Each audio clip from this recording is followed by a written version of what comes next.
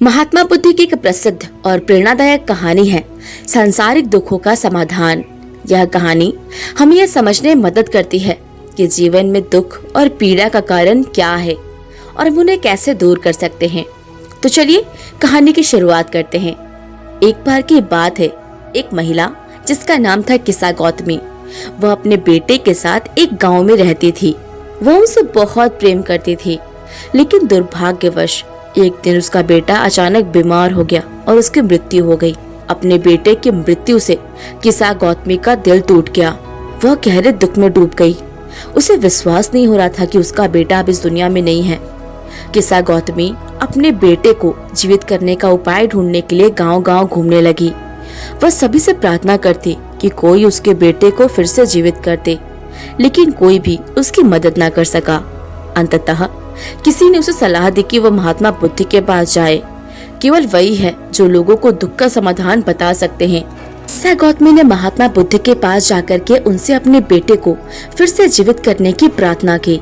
महात्मा बुद्ध ने बड़ी करुणा से उसकी बात सुनी और कहा, मैं तुम्हारे बेटे को जीवित कर सकता हूँ, लेकिन इसके लिए मुझे एक चीज चाहिए। किसा गौतमी ने उत्सुकता से पूछा, क्या चाहिए? मैं कुछ भी लाने के लिए तैयार हूँ। बुद्ध ने कहा, मुझे एक सरसों का दाना चाहिए, लेकिन शर्त एक है कि वह दाना उस घर से लाना होगा जहाँ पर कभी किसी की मृत्यु ना हो। किसा गौतमी तुरंत उस सरसों के दाने को ढूंढने के लिए निकल पड़ी।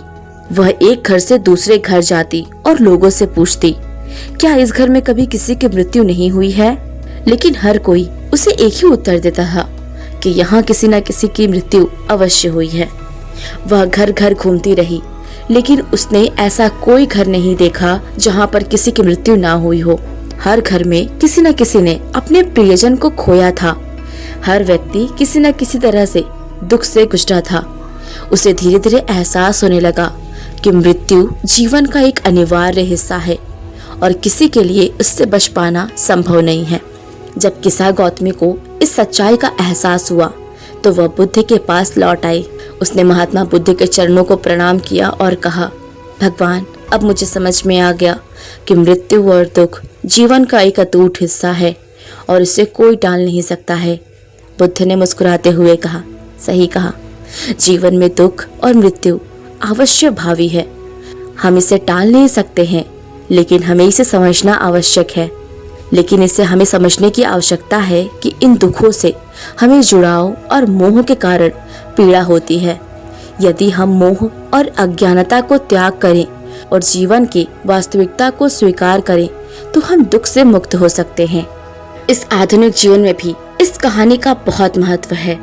आज की दुनिया में लोग अपने प्रियजन और संपत्ति के प्रति अत्यधिक मोह रखते हैं। हम अपने चीजों और रिश्तों में इतने आदी हो जाते हैं कि उनके जाने पर हमें गहरा दुख होता है।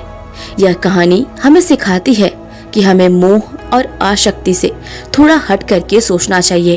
अगर हम अपने जीवन के दृष्टिकोण से देखेंगे तो हम अपने जीवन के दुखों को बेहतर तरीके से सह सकते हैं और अपने मन में शांति प्राप्त कर सकते हैं। इसी के साथ इस कहानी का निष्कर्ष बहुत प्यारा है।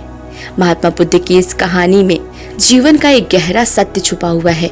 दुख और पीड़ा से मुक्त होने के लिए हमें मोह और अज्ञानता को त्यागना आवश्यक है।